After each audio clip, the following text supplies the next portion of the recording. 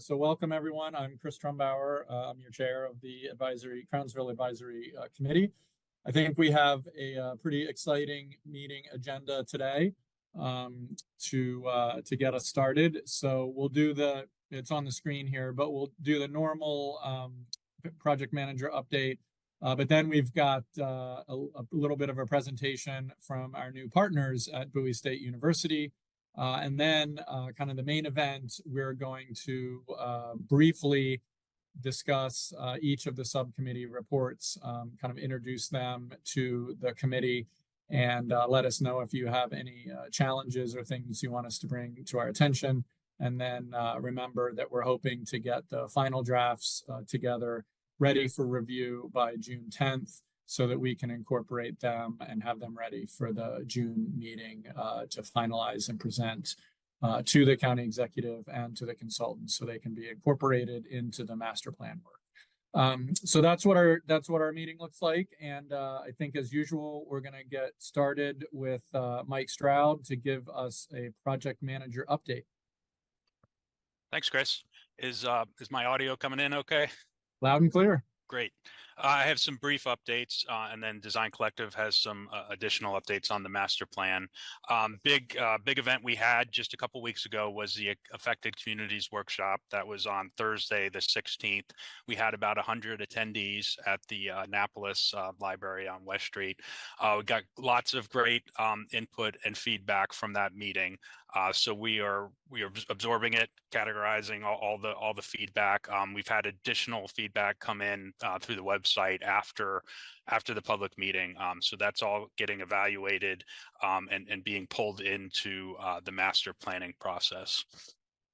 We do have another public workshop coming up. We had been looking at mid-June, but we're going to need a couple more weeks to get things lined up for that. So we're looking at mid-July. We're close to getting a date established. Once we do, it'll be advertised on the project website, and we hope everyone can attend that next public workshop.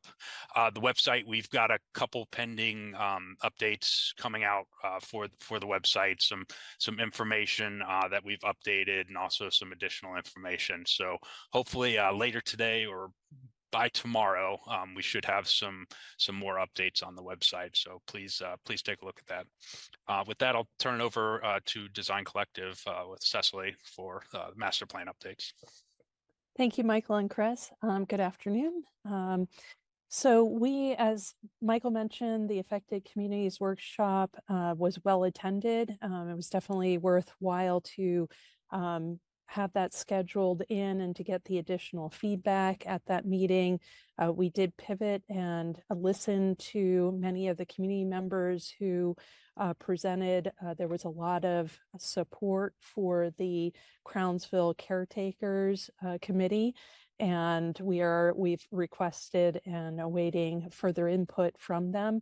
We've also since that meeting, have started to put together a summary of that workshop. As Michael mentioned, we'll have that once it's been reviewed up on the workshop, up on the website as well. From that, I think it's important takeaways are, again, to listen and reveal the history, not shroud it, take that into consideration, make sure that the voices of the affected communities help shape what the park will become.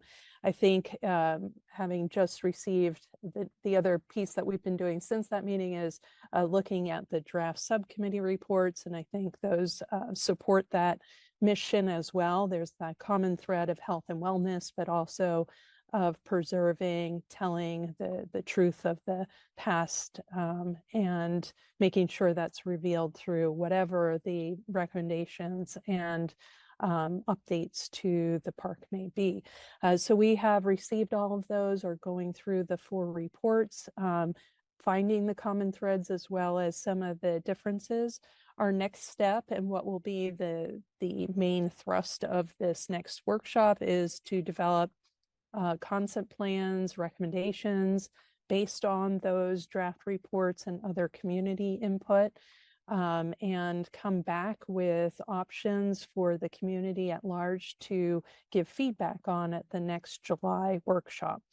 So that's what we are working towards. And we're also looking, with our sub-consultants, EHT traceries, RK&K, looking at utilities and traffic impacts, looking collectively at how those recommendations from the subcommittees might fit on the site and be implemented on site. So we will come back with some considerations for the community at large. Great. Well, thanks, Cecily, and thanks, Mike, for your report. Do any advisory members have any quick questions on the project manager update? Okay, not seeing anything, which means we can move down the agenda to what I think is something that's very exciting. And thanks to those of you that were able to join us. I guess it was just last week when we announced the new partnership with Bowie State University. And we have some folks here, I think, to tell us a little bit more about it. Karen Johnson-Shahid is here. And I think I'll turn it over to you, Karen. You've got a presentation I think you're going to walk us through a little bit. Yes, thank you. Fantastic. I think, Hannah, were you going to advance the slides? So Kalicia's going to start soon. Yes. There she is. Oh, cool. Well, again, thank you, Chris. And we were very excited to see folks out for the MOU signing, and I'm happy to represent the university here today. My name is Karen Johnson-Shahid.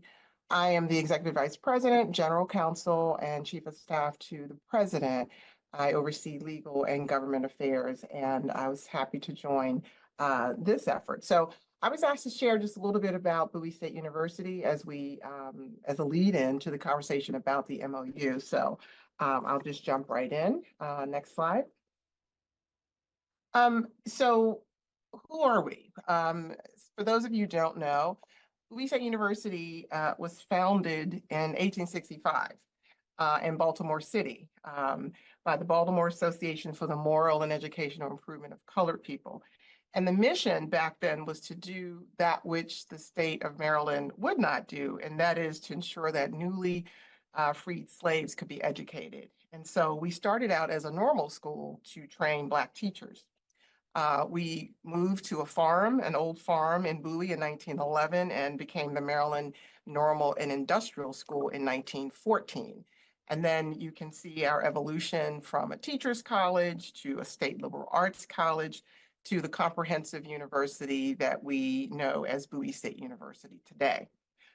We are the oldest historically Black college or university, or HBCU, in the state of Maryland, and we are proud of that distinction. Next slide.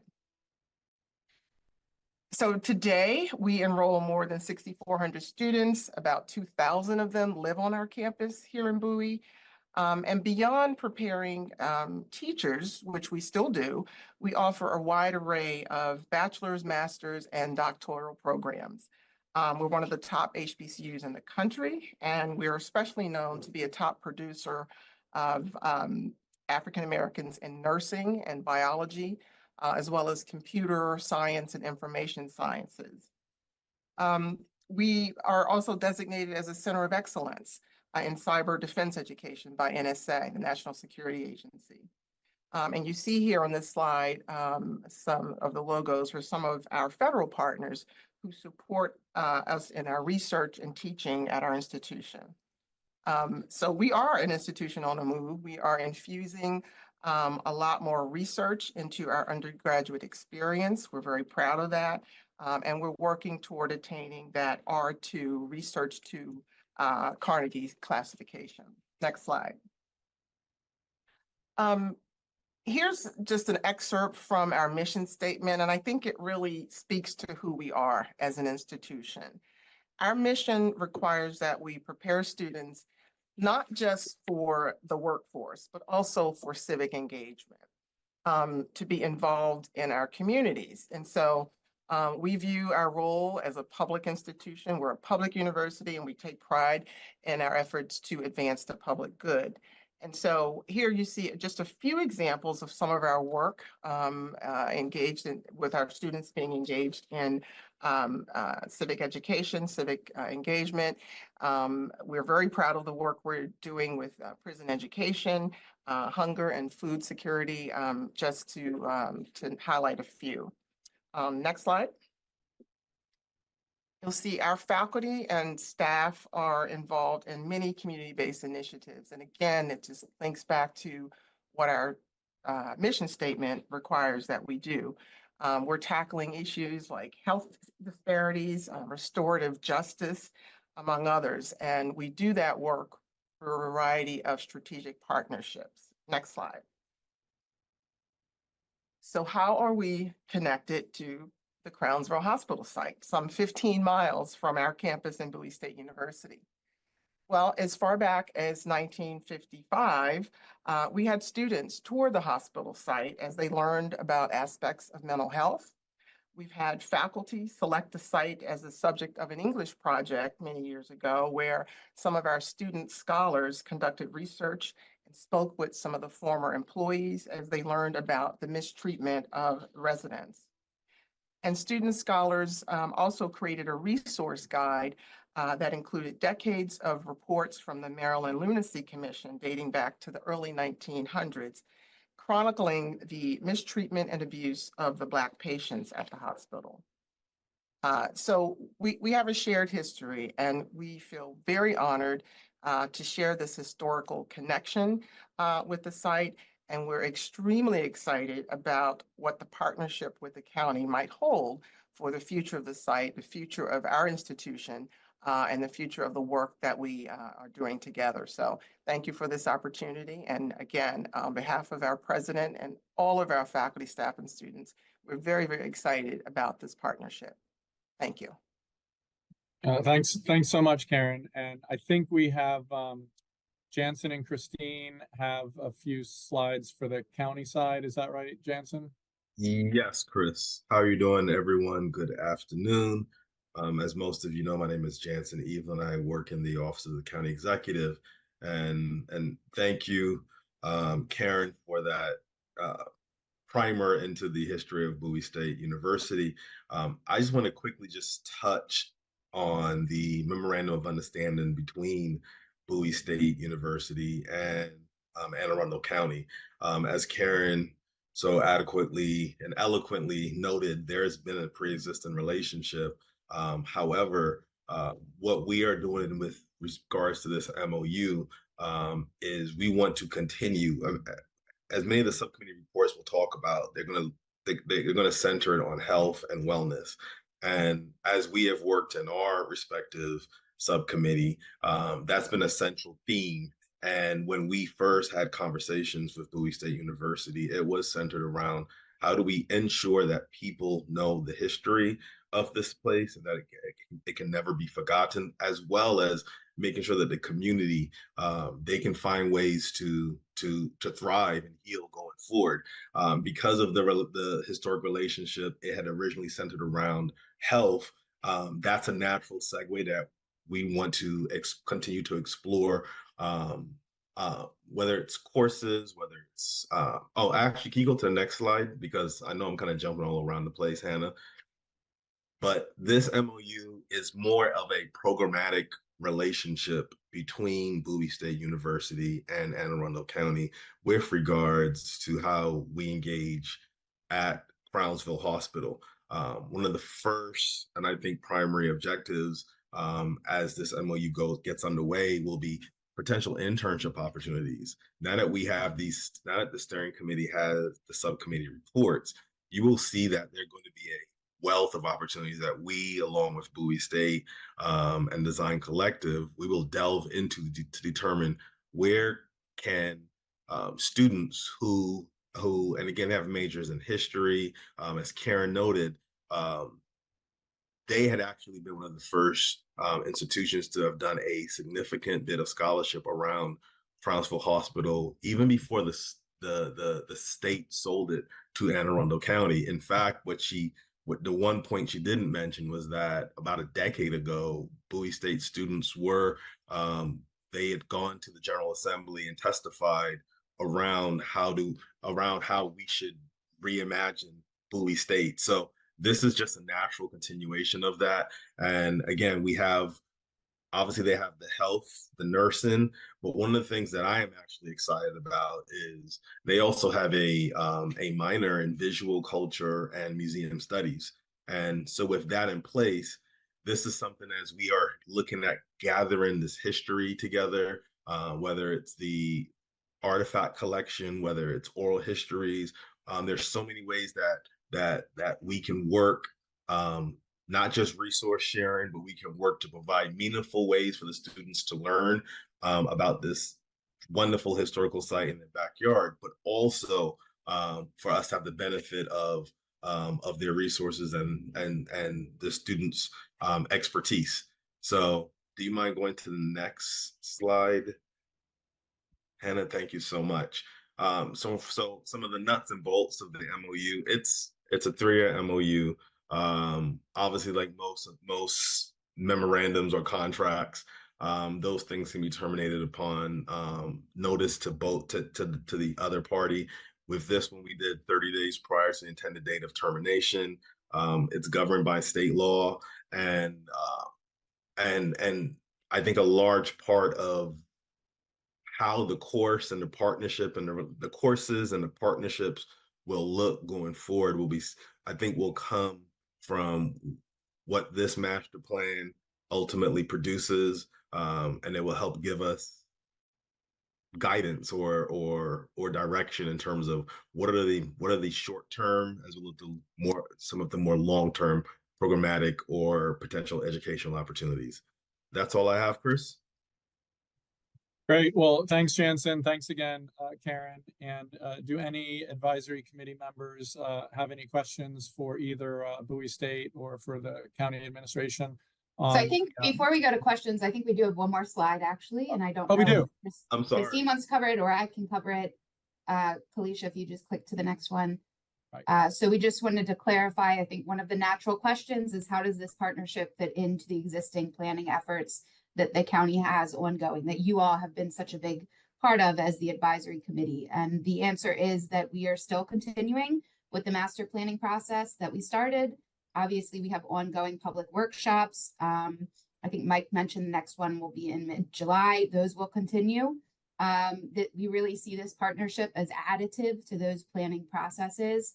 We're going to bring the county resources and the Bowie State resources together to really leverage our opportunities and create more opportunities for collaborations around the Crownsville Hospital site. And then there may be future planning that goes on related to the site and the partnership with Bowie State, but all of that would go through kind of the future planning processes that would be announced as all of this unfolds. So Christina and Jansen, hopefully that covers it, but feel free to chime in with anything else. It did. Thank you. Completely blanked. I had a crazy morning, but thank you so much, Hannah, for covering. All right. So now that we've seen all of the slides, are there any questions on the Bowie State University MOU or the partnership?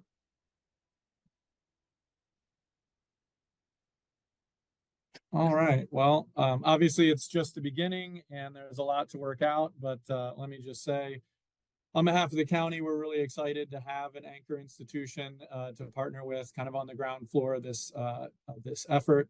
A lot of work to come, and certainly will be part of the master planning process, but couldn't ask for a better partner at this stage. So thank you to Karen and your whole team, and really excited to get this going. All right, so with that, we're going to transition into our subcommittee updates. And just as a reminder, these are in draft form, and what I wanted to do here was have a chance for the subcommittee chairs to just do a real kind of high-level summary of either highlights or maybe some challenges that you're still grappling with. But this is your chance, hopefully 5 minutes or so, to just introduce your report to the committee. And we won't have to finalize them for another couple of weeks. We're looking at June 10th. So we'll have a little bit of a discussion, but there will be more work to come. And with that, we're going to have Rec and Parks go first. I know that Subcommittee Chair Scott Himes is abroad and not able to make the meeting, but we have Erica Matthews from Rec and Parks is a more than capable fill-in. So Erica, can I ask you to walk through the subcommittee report for Recs and Parks?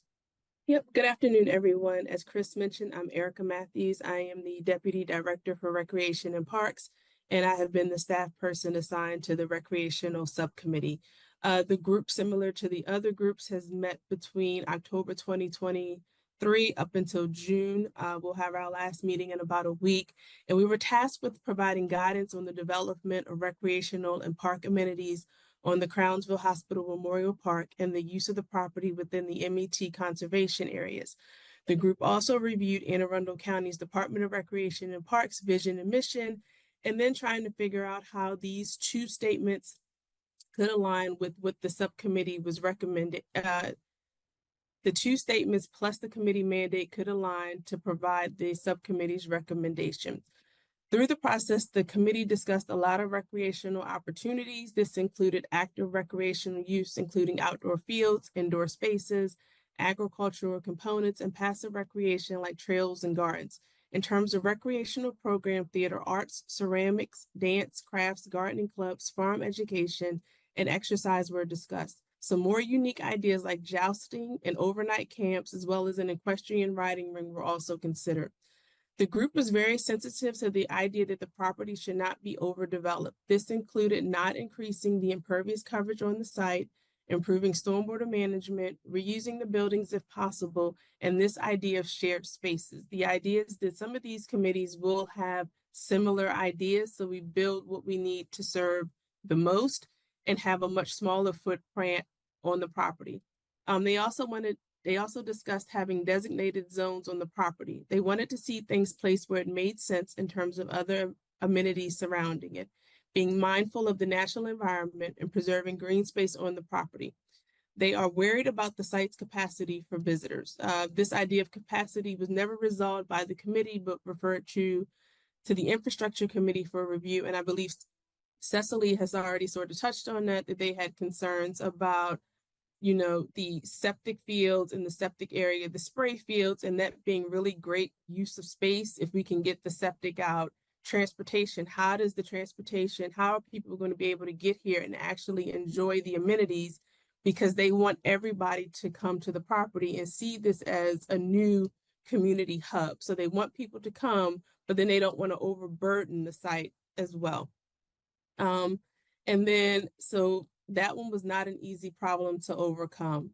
Throughout this process, our third meeting was probably the most critical meeting. We invited Design Collective to participate, and they led a visioning session. This resulted in the group identifying wellness and healing as the overall theme. And they had a couple of ideas about being present in the moment, highlighting the historical value of the property, committed action through land conservation, therapeutic recreation, and creating opportunities for well-being. And lastly, thoughtful programming that will result in diversity and inclusion. The group wanted to hear from those who had firsthand knowledge of the property and experienced it as a neighbor or an employee of a hospital. The fourth meeting was a presentation from Ms. Marshall, a historian, and Ms. Belt, who lived and worked on the campus. The firsthand recollection of the campus was informative, educational, and thought-provoking. Their insight was a unique perspective that many had not heard. Crownsville Hospital, while not perfect, was part of the local community. It was more than a place where their parents went to work. It was where the children played, they watched movies, they enjoyed ball games and cookouts. It was a gathering place for those in the community. Once they completed their presentation, I jokingly said that their presentation was not helpful because it didn't help us narrow down the activities, because we were trying to align it to the historical use of the site, and everything that they mentioned and everything that the group had talked about, they touched on it. There was baseball, there was movies, and a whole list of activities. And what we realized is that Crownsville was a mini city unto itself. And the committee held true to that and felt that the property should be transformational in health and wellness, and that should be the overall guide for the recommendations. The proposed theme, again, were one, to honor and respect the history of the site. It should be welcome, accessible, and inclusive for all ages, abilities, backgrounds, and means. provide opportunities for restoration, well-being, contemplation, present awareness, reflection, and community, and preservation and exploration and access to all. And then we broke that down into 3 main goals, which were recreational amenities, what amenities did we actually need to accomplish this, restoration amenities, and in restoration, we're talking about restoration of oneself, natural features, conservation of land, agricultural opportunities, and again, enhanced stormwater management and programs and services. Consideration should be given to ensure that all persons, regardless of age, ability, and finances, should be able to enjoy the site. One important item that I hadn't touched on was the historical significance of the site. The group felt that this was an essential part of the park's development and the history should be the focal point and shared in many ways. Those, along with the ideas about infrastructure and volunteerism, were shared in the recommendations for other committees to review and provide feedback on, but they weren't necessarily included in our report.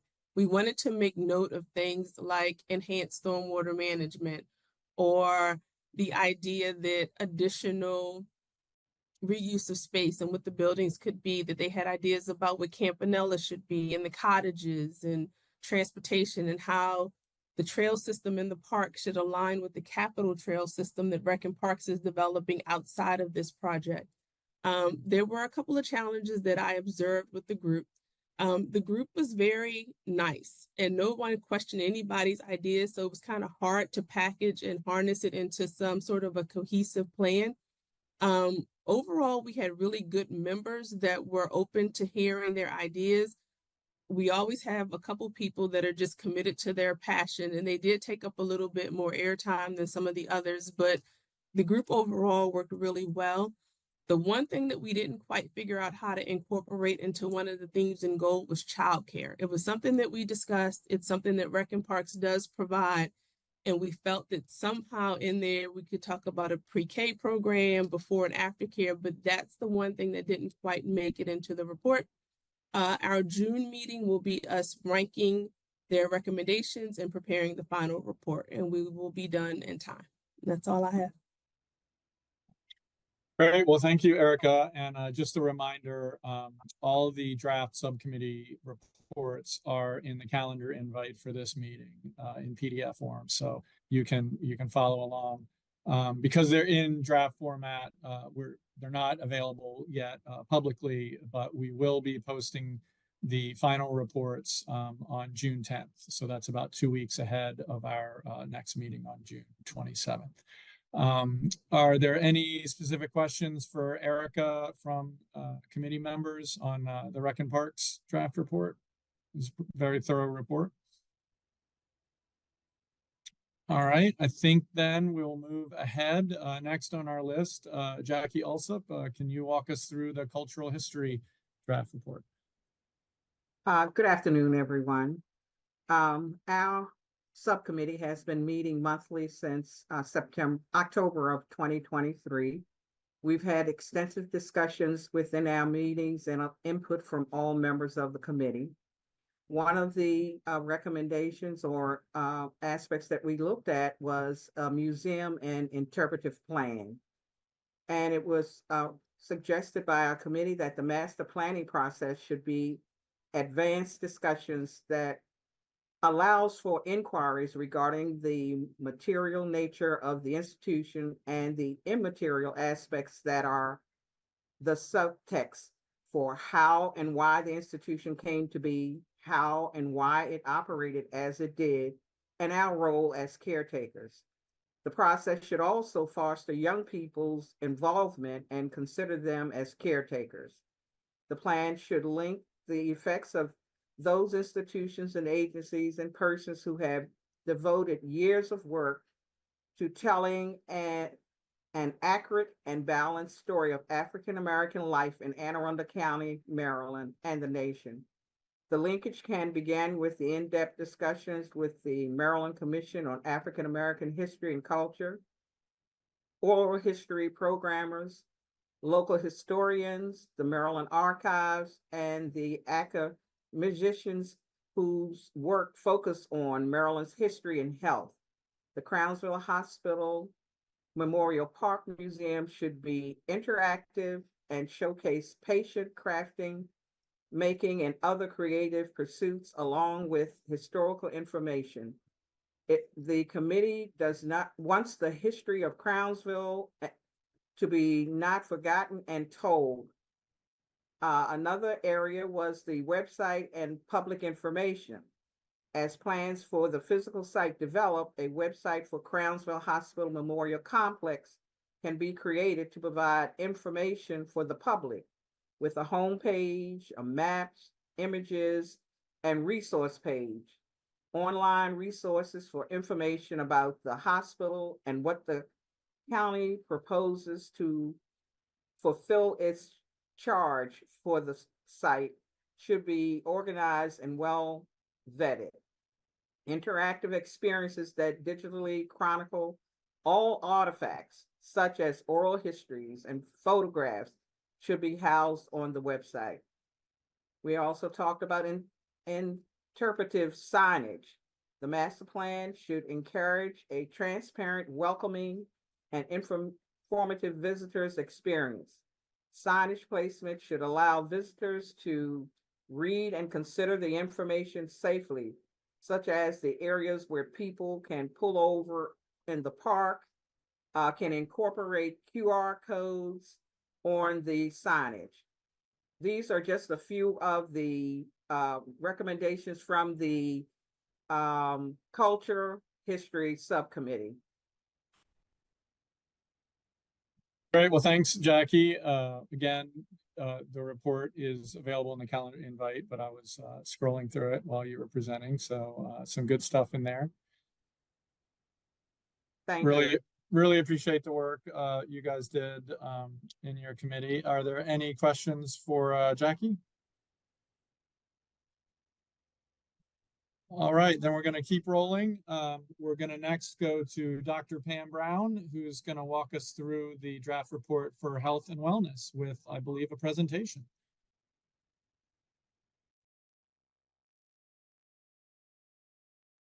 You're going to have to go off mute there, Pam. Sorry. Along here. Good afternoon, everybody. I'm delighted to give this report on behalf of the Health and Wellness Committee. Our charge was to make recommendations related to health and wellness. Sorry, obviously.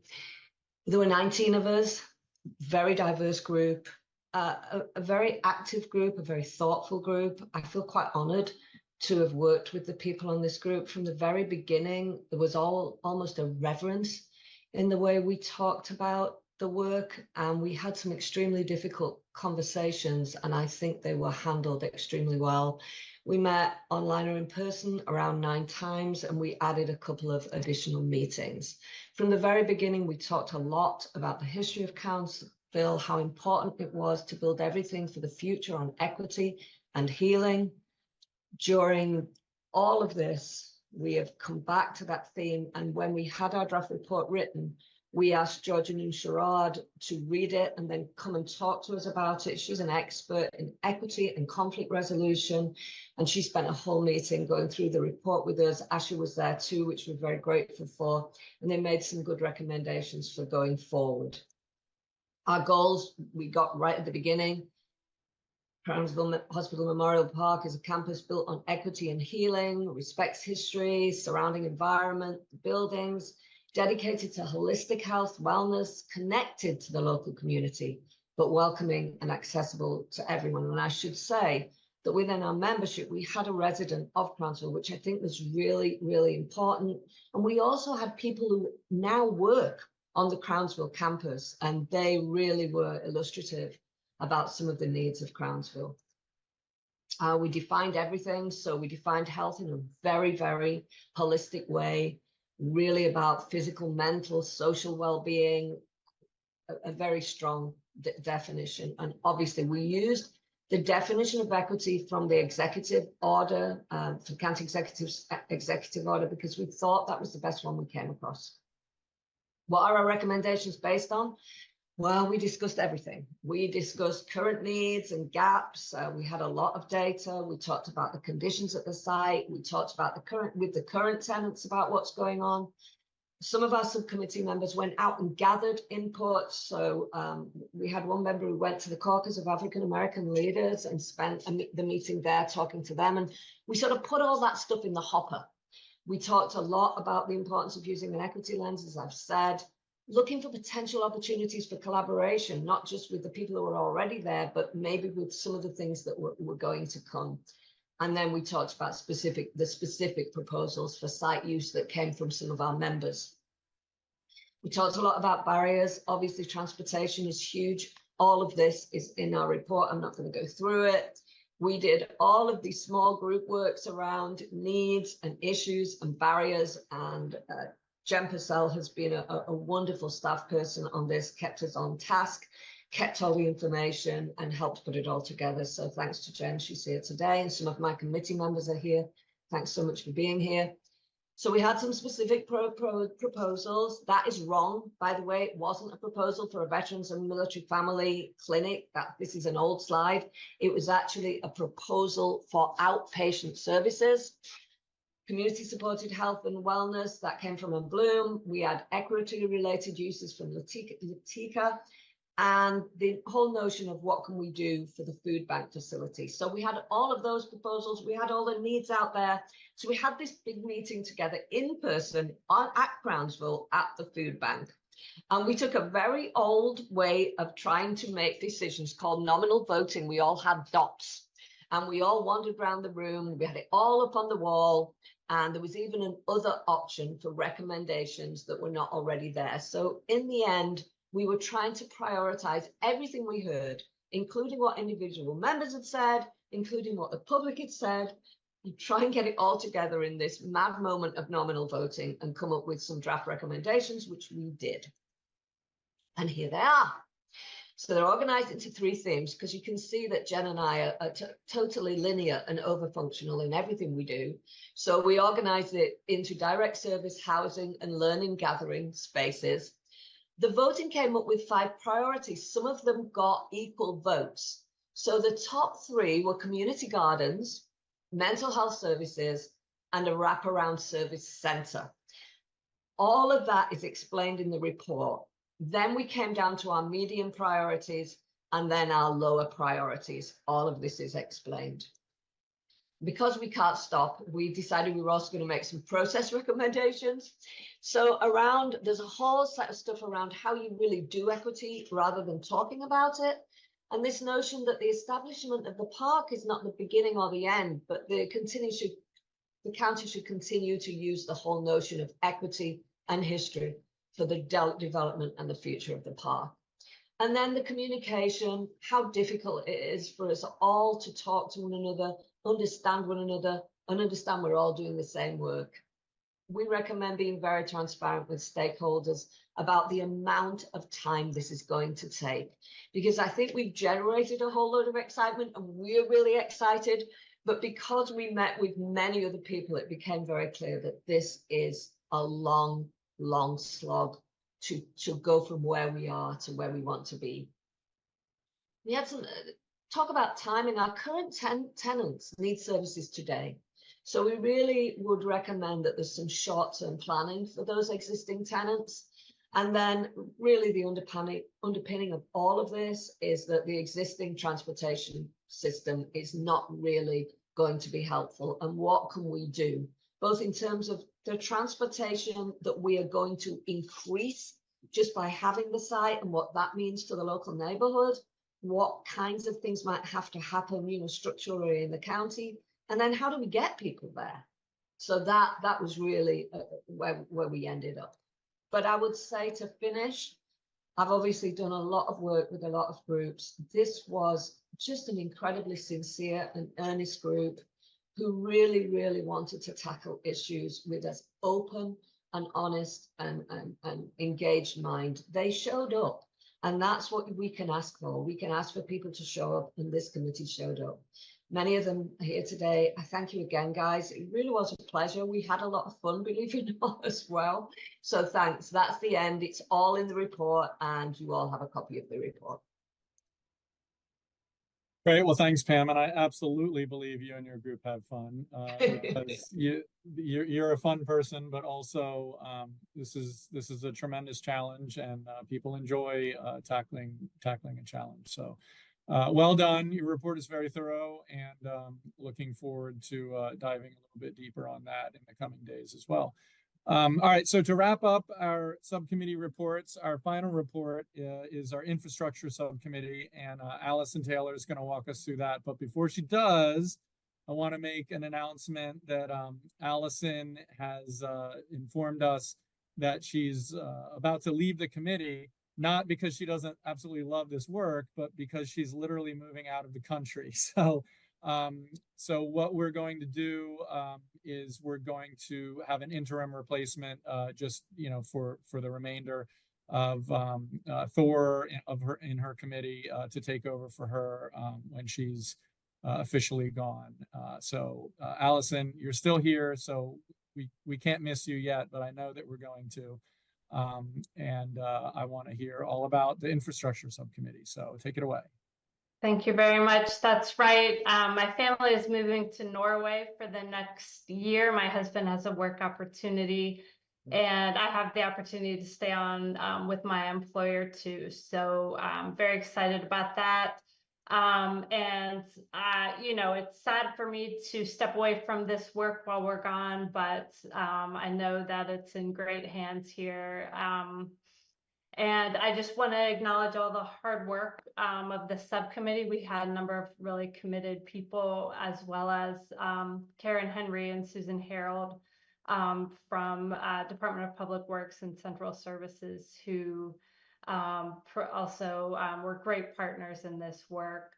In addition to that, Mike Stroud and Cecily, or someone from Design Collective, were present at all, if not almost all, of our meetings and providing us updates, making sure we're in the loop, hearing our discussion. And I know there's a lot of competing interests and strong, passionate people who are involved in this process, and I think they've done a fantastic job of listening to that and incorporating feedback, and I'm just excited to see what they come up with, especially in light of all these really excellent recommendations that we've heard.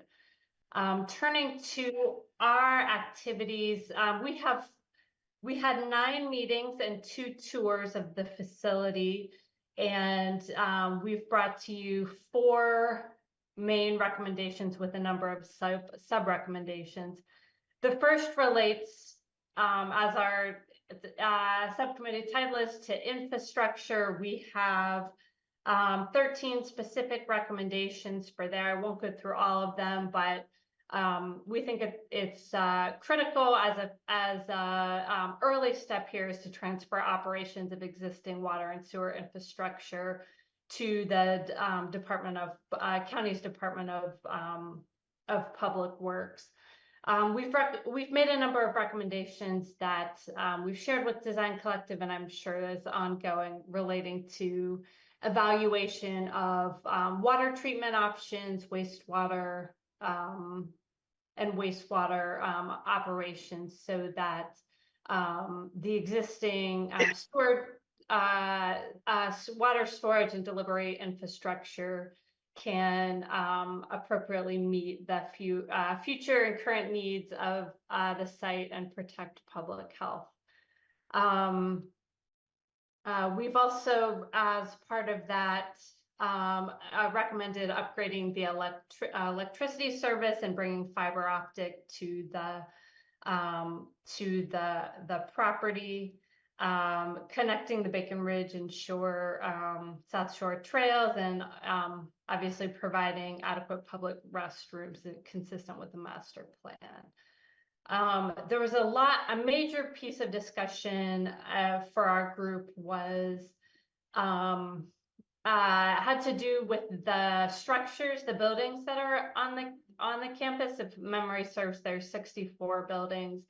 We have 3, and so the main recommendation is, after considering the facility existing conditions surveys done by the subcontractor KCI, also EHT Traceries, the Historic Trust, and others, repurpose or demolish the existing buildings on the campus. KCI identified 19 buildings for demolition, prioritized. Some were described as collapsed, others very poor condition. And in addition to that, they did also make some recognition that some of the buildings that are in really bad shape have cultural significance. And so for that, they've made some recommended short-term actions that can stabilize those buildings. A number of our, a theme, and one of the recommendations I'm going to get to further is about supporting the work of the other 3 subcommittees and what we can do to make recommendations. And sort of in line with that, and as it probably overlaps somewhat with the cultural history subcommittee, we want to make sure that we're fully telling the story of what went on a day in the life of patients and staff. And so to preserve a range of building types on the facilities so that each type of activity is recognized. That would include housing, food service, recreation, therapy and treatment, housekeeping, and farm and factories that were done. And at a minimum, if buildings must be demolished, to photographically document them.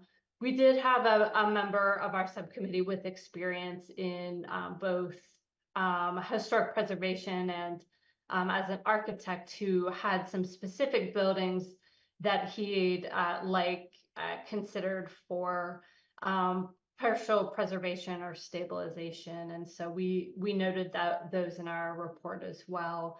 There's also interest in mothballing buildings that are covered by the Historic Trust restrictions and preserving artifacts in that building. Our understanding is that the county's already underway with that work, but we wanted to memorialize that we thought that was an important thing to do.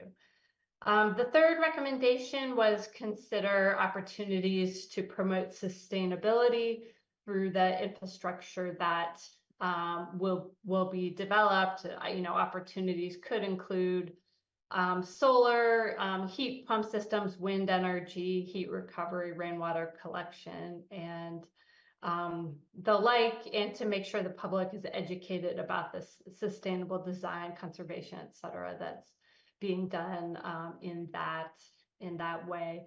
And then our fourth recommendation is kind of a placeholder where it says evaluate programmatic recommendations in light of current and future supporting infrastructure. So before our next meeting, we're going to take a close look at the recommendations all of you have made and respond to the extent possible to the infrastructure needs that would be needed to support what you all are proposing. And listening to what all of you have said, there's some really great ideas, and so we look forward to the opportunity to provide our lens on those. So that's my update. Let me know if there are questions. Great. Well, thanks, Allison. You're leaving the country with a good report, I think. And just to reiterate, we're going to have Thor Young step in as an interim basis once you're out of the border, just to button up anything that your subcommittee needs in the meantime.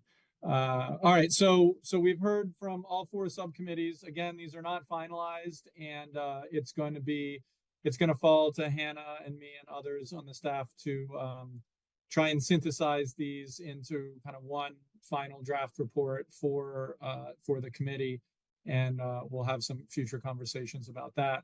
But what I would ask folks to do in the next couple weeks, if you get a chance, go back and review these, see if there's anything you feel strongly about that is either missing or that is something that you might want to add, or something that's in there that you don't maybe think is ready for prime time.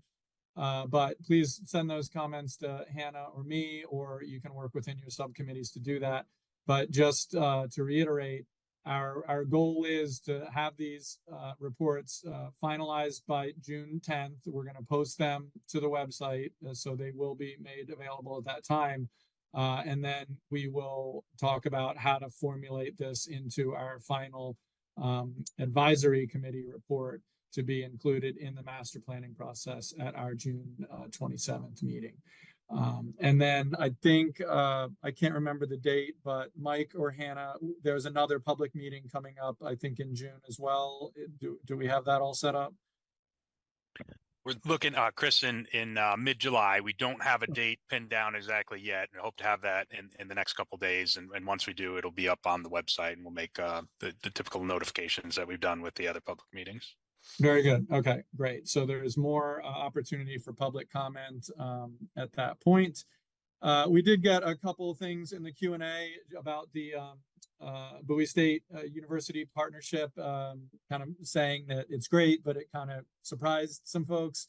And that's the nature, to some extent, of how these things work. The county executive has been very open about wanting to find anchor institutions and partners.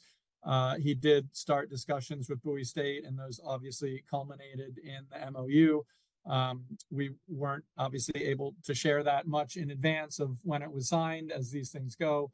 But we did, we did send advance notice to the committee members and give them a chance to look through some of the highlights. So we're very excited about this. And as you saw from the presentation, and you can see in the actual MOU, it's really just formalizing a partnership. There's a lot of specifics to be worked out, and it will all be done continuing in the context of the master plan.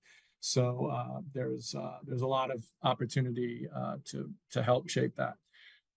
Okay, so with that, we have a few minutes left. I'm first going to offer if there's any general comments or questions from advisory committee members, please speak up at this point. Seeing no movement, then I'm going to consider us a satisfied bunch, and we're going to see if there are any public comments, if they can be very brief, because we only have a few minutes left. And I think, Hannah, we asked folks to utilize the raise your hand function. Is that how we do this? Yes, if there are any attendees who have a comment or question, you can raise your hand, and then I can allow you to speak. And I'm not. Oh, I do see one right now. So Stephanie.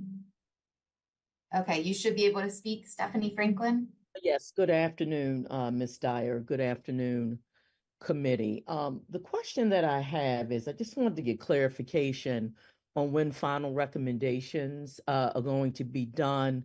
And just by the way, to introduce myself formally, I am Stephanie Franklin. I am the policy chair for the American Descendants of Slavery Advocacy Foundation, the Maryland chapter. So is it my understanding, I just want to make sure I am correct, that the final recommendations from the 4 subcommittees will be posted on June the 10th? Is that correct? Yes, that's what we're hoping for. So it will be, sorry if I can just clarify. So we have 3 of them should be posted June 10th, 11th, right around there. The infrastructure committee, as Allison sort of described earlier, some of their recommendations depend on the recommendations from the other subcommittees. So that one may be a little bit behind the others, but yes, our deadline for subcommittee reports, final ones, is June 10th. Okay, and then my next question is, so then the advisory committee, this particular body, then based on the input from the subcommittees, then makes their final report. Is that correct? Yes, so that's what we'll finalize at our June 27th meeting.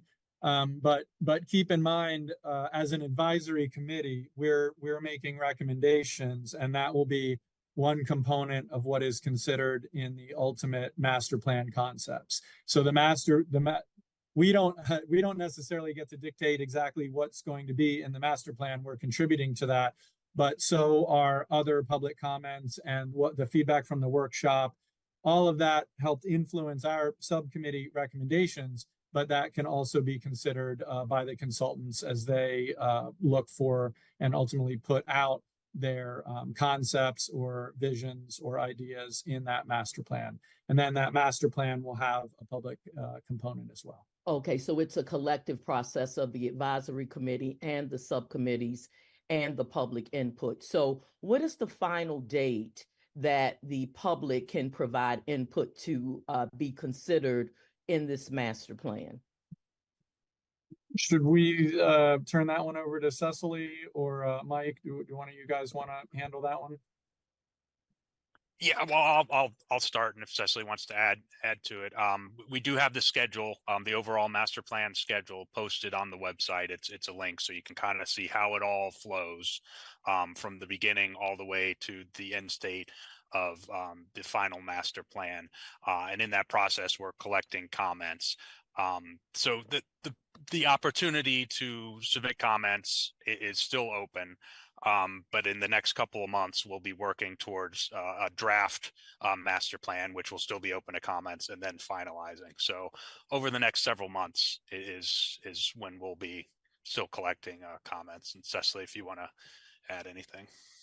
No, Michael, I think that's good. I'll just say that this was a 12-month process. We did extend it to have the affected communities workshop. So our hope is to finalize by the end of the year. But as Michael said, we are, we'll be open to comments as we are drafting the report and then finalizing it. So there is definitely opportunity, and we look forward to hearing both comments on the, all of what you've heard today, all of what you've maybe heard and participated in at the Affected Communities Workshop, and then to the concept plans that we present in June and the refinement of those. We will be coming back out for more of an open house towards the end when the report is about at 85% complete. So even up till that point, there is ample opportunity. And of course, the website is the hub for communicating and giving input as well. Okay. And thank you for that, Cecily. But just to reiterate, as these things go, the master plan is a work in progress. So generally, I would say the sooner you can get feedback in, the better.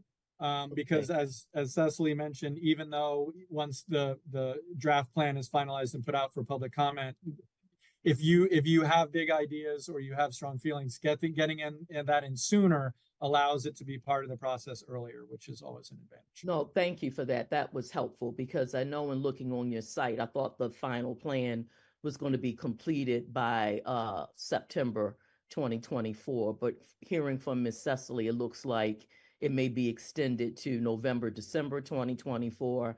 And then I did hear your comment, Mr. Chris, that it needs to be in sooner rather than later. Thank you very much. Great. Well, thank you. We have about a minute or two left. I don't see any other raised hands. So I'm going to go ahead and just remind everybody our next meeting of the advisory committee is June 27th. It's at noon. It is a virtual, again, a webinar format similar to this, which I think Hannah worked pretty well. So thanks to you and your team.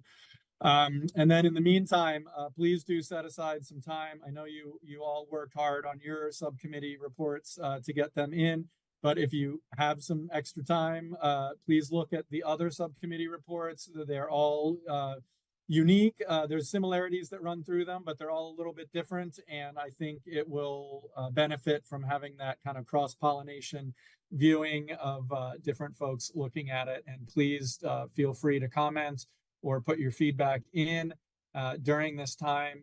Hannah and myself and others will be working to standardize the format a little bit and get them ready to be finalized and synthesized into one advisory committee report. And we'll discuss that at length at the June meeting. So did I miss anything, Hannah, or do you have any closing words? No, I think you covered everything. Great. Well, it's 1 o'clock on the dot. So we started almost on time and we're going to end on time. Thanks to all the committee members, and thanks especially to our subcommittee teams for putting this work in. think we're in a good spot, and we'll see you all again in about a month.